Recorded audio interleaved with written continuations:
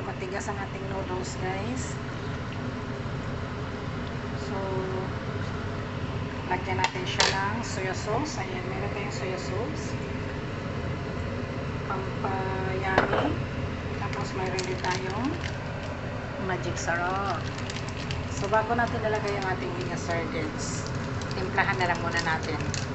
Kasi hindi pa siya luto eh. Yun, no? Very good. O, diba? Hindi natin bubusin. Oh, lala. Yun. Yes, noodles. Cooking noodles. Ang ating chili, maghintay. Gusto ko kasi yung may chili, guys. Masarap yung may chili. Pampasarap, pampalasa.